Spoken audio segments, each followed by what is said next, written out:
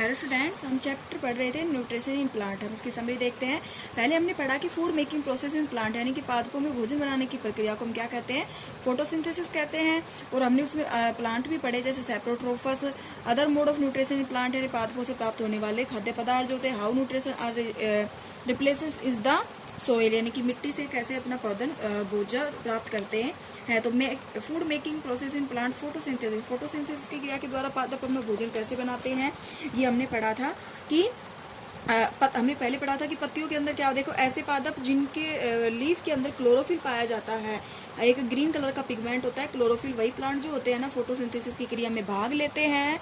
और फोटोसिंथेसिस की क्रिया में किस किस चीज की आवश्यकता होती है, क्या क्या उसके अंदर शामिल होना चाहिए ताकि फोटोसिंथेसिस की क्रिया हो सके।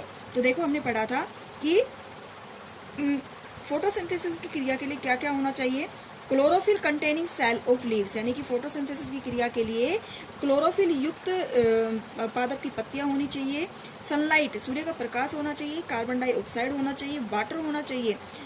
अगर ये शामिल है, कार्बन डाइऑक्साइड, वाटर, सनलाइट और क्लोरोफिल, ये चारों चीजें अगर शामिल है तो फोटोसिंथेसिस होगा। अगर इनमें एक भी चीज नहीं है तो फोटोसिंथेसिस की क्रिया नहीं होगी। अगर फोटोसिंथेसिस होता है तो देखो क्या बनता है उसमें, कार्बोहाइड्रेट और ऑक्सीजन। हमें उत्पाद के रूप में क्या मिलता है, कार्बोहाइड्रेट मिलता है, न्यूट्रिशन है ये कार्बोहाइड्रेट, और ऑक्सीजन गैस मिलती है।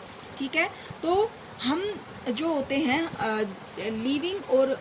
लिविंग ऑर्गेनिजम्स और जो एनिमल्स जो होते हैं वो डायरेक्टली एंड इनडायरेक्ट रूप से, डायरेक्ट और इनडायरेक्ट रूप से पौधों के ऊपर हम डिपेंड होते हैं। जैसे हम जो अधिकतर चीज़ें जो हमारी हमें खाने के लिए जो हमें प्रोवाइड करवाते हैं प्लांट ही करवाते हैं।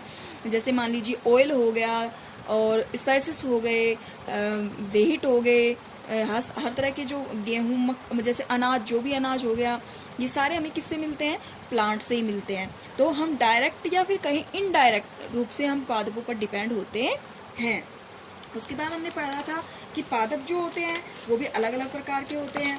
जैसे मान लीजिए हेटेरोट्रोफस मोड यानी कि परपोषी पादप जो होते हैं। परपोषी पादप क्या होता है कि तुम लोगों ने देखी होगी, जिसे हम बोलते हैं अमरबेल। अमरबेल जैसे साइंटिस्ट नाम इसका होता है कैस्कुटा। तो अमरबेल जो होता है ये होता है, इसके अंदर ग्रीन कलर का पिगमेंट नहीं पाया जाता है, हरा वर्णक नहीं होता है, जिसके कारण ये पादप जो होता है अन्य किसी दूसरे पादप पर डिपेंड होता है भोजन के लिए। और धीरे धीरे ये क्या करता है, इस पादप की जो लीव्स, पत्तियां जो होती है, इनसे अपना पोषण प्राप्त करता है।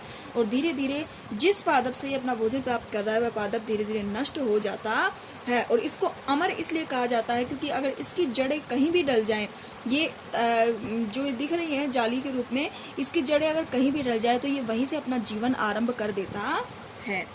इंसेक्टिवर्सिस प्लांट होते हैं कीट बख्शी पादप। देखो कि मांसाहारी केवल जंतु ही नहीं होते हैं, प्लांट भी होते हैं। ये देखिए, ये पादप है एक इंसेक्टिवर्सिस प्लांट, जिसे हम पिक्चर प्लांट बोलते हैं।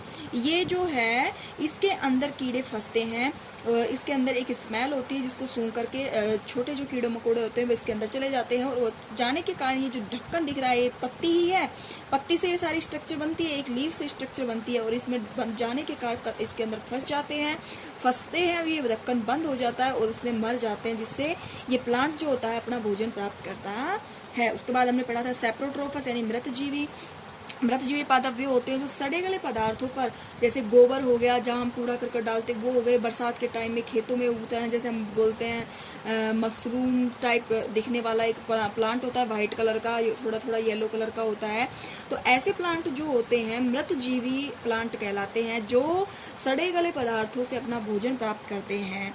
ठीक है, तो अब पादप जो होते हैं वो अपना भोजन कैसे लेते हैं, तो पादप देखो न्यूट्रिशन लेते हैं मिट्टी की, जो पादपों की जड़ें जो होती हैं मिट्टी के अंदर, तो मिट्टी के अंदर बहुत सारे पोषक तत्व होते हैं। ठीक है, आयरन हो गया या फिर नाइट्रोजन गैस भी मिट्टी के अंदर ही पहले जाती है, उसके बाद ही प्लांट तक पहुंचती है, उसके बाद एनवायरनमेंट में जाती है, प्लांट के द्वारा ही हम लेते हैं।